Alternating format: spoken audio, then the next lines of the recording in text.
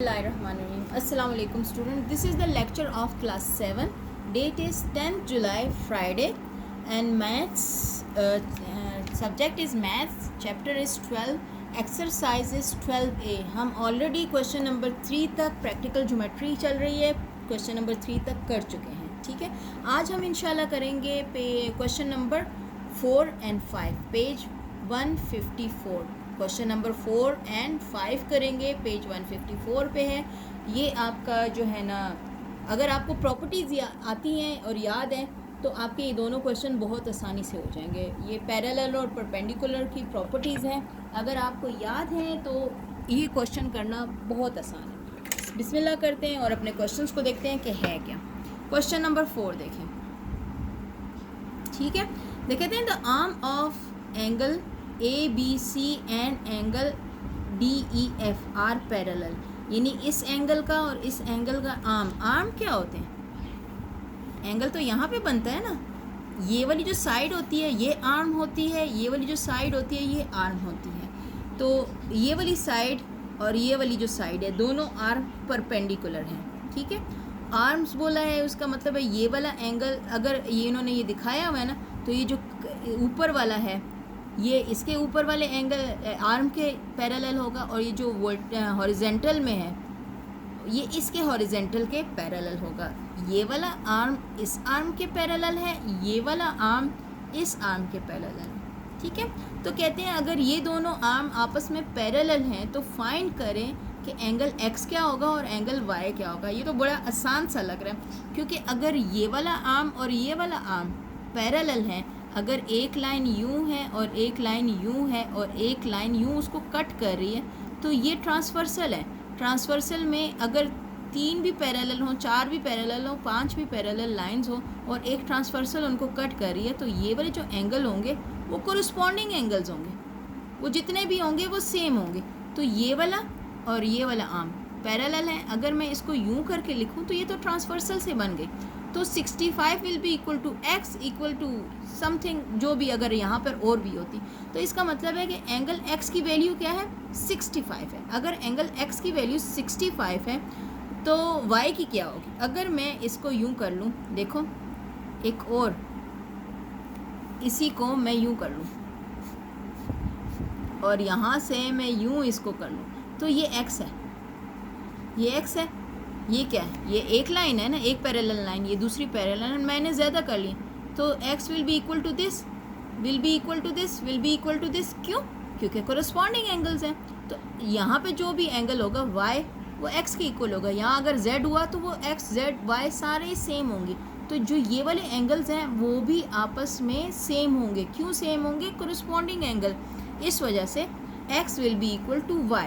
x is equal to 65, x is equal to y, then y will be equal to 65. ये देख लें, इस तरह हुआ ये question. x is equal to 65. क्यों? Corresponding angle. शॉर्ट में लिखा हुआ है, आप पूरा नाम लिखेंगे corresponding angle. x is equal to 65 है तो x इज also is equal to angle y. Angle x is equal to angle y. क्यों? Corresponding angle. इसका मतलब है कि angle x is equal to angle y, then angle y will be equal to 65 degree. ठीक, ये छोटा सा क्वेश्चन था, आसान था. अगर आपको प्रॉपर्टीज़ आती हैं तो आपको ये सवाल बहुत आसानी से समझ आ जाएगा. Come to question number 5. Come to question number 5. In the given figure AB is parallel to CD. जो AB है ना वो पैरेलल है CD के. AB is parallel to CD. और क्या कहते हैं? PQ is perpendicular to AB और LM is perpendicular to CD. Find LM को आपने ये वाली वैल्यू आपने फाइंड करनी है. इफ़ PQ ये वैल्यू अगर आपके पास 1.4 सेंटीमीटर होगी, अगर ये वाली लाइन और ये वाली लाइन पैरेलल है तो पेज 148 पे आ जाए कि पैरेलल लाइंस के प्रॉपर्टी क्या होती है. ये देखें ज़रा, अगर आप क्या कहते हैं, the perpendicular distance between parallel lines, the perpendicular distance between parallel lines always remain constant. यानी उनके जितना भी परपेंडिकुलर डिस्टेंस होगा पैरेलल लाइंस में वो कभी भी चेंज नहीं होगा। अगर मैं ये पैरेलल लाइंस ड्रॉ कर रही हूँ तो ये परपेंडिकुलर डिस्टेंस होता है ना, अगर यहाँ 5 सेंटीमीटर होगा तो ये भी 5 होगा, ये भी 5 होगा, ये भी 5 होगा, ये भी 5 होगा, ये भी 5 होगा। ये मैं आपको लेक्चर में इसके करा चुकी हूँ, उस लेक्चर को दोबारा खोलें और देखें कि क्या किया था मैंने। तो ये अगर 5 सेंटीमीटर है तो ये भी 5 सेंटीमीटर होगा, ये भी 5 होगा, ये भी 5 होगा। ये 10 है तो ये सारे 10 होंगे, अगर ये 9 है तो सारे 9 होंगे, अगर ये x है तो सारे x होंगे, y होगा तो सारे y होंगे। इसका मतलब है the perpendicular distance between the parallel lines always remain constant. ये दिमाग में आप याद रखें। और अब इस क्वेश्चन पे अगर आप आते हैं तो अगर इसकी लेंथ मौजूद है और इसकी मौजूद नहीं है तो साफ पता चल रहा है जो इसकी लेंथ होगी वो इसकी लेंथ होगी, क्योंकि ये तो पैरेलल लाइंस है, ये पैरेलल लाइंस है। तो इसके अगर यहाँ पर डिस्टेंस देखो, यहाँ देखो, यहाँ देखो, यहाँ देखो, तो अगर ये 1.4 है तो इट विल बी मस्ट 1.4। लेकिन हम इसको सॉल्व कैसे करें? हमें कुछ रीजंस चाहिए, हमें कुछ देने पड़ते हैं कि क्यों ये इक्वल है और क्यों नहीं है। हमें समझ तो आ गई है ना?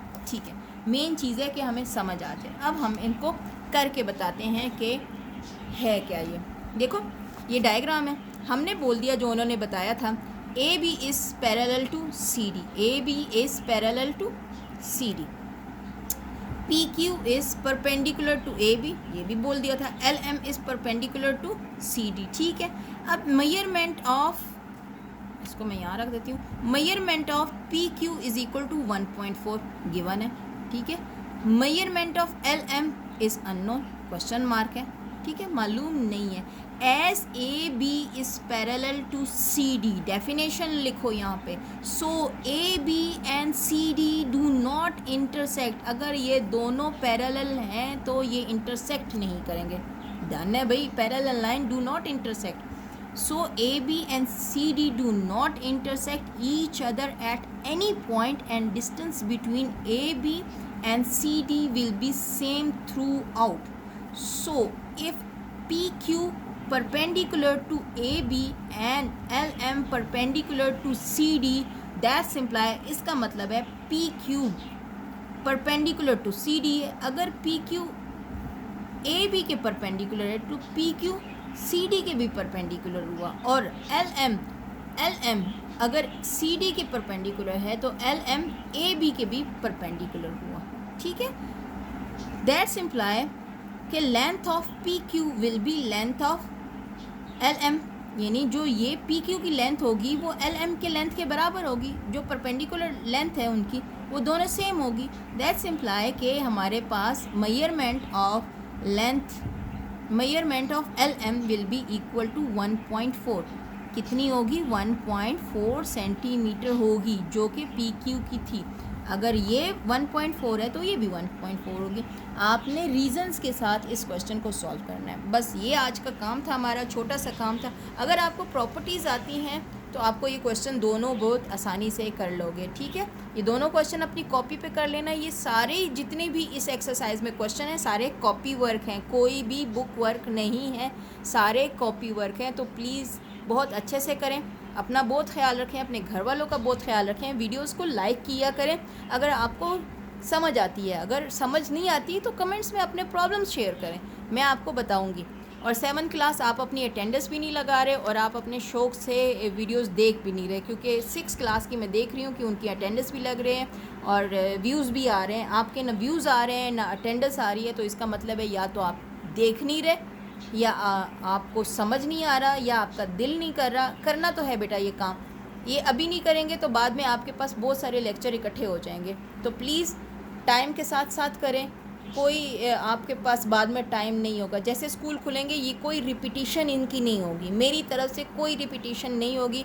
मैं आपको सीधा मुंह पे कह दूंगी, बेटा मैंने आपको लेक्चर में करवाया है, आप लेक्चर से देखो। ठीक है, आप ये सोच के मत बैठो कि हम जाएंगे स्कूल तो टीचर हमें दोबारा करवाएंगी, कोई दोबारा नहीं करवाऊंगी। आपको मैं अभी करवा रही हूँ और बड़े दिल से करवा रही हूँ, तो आप करो इसको। ठीक है, अपने काम को ऑन टाइम करो, टाइम वेस्ट नहीं करो, अपना बहुत ख्याल करो, अपने घर वालों का बहुत ख्याल करो, और मुझे भी दुआओं में याद कर लो। बेशक मैं आपको बहुत सारी बातें कह रही हूँ, लेकिन दुआ किया करो मेरे लिए भी।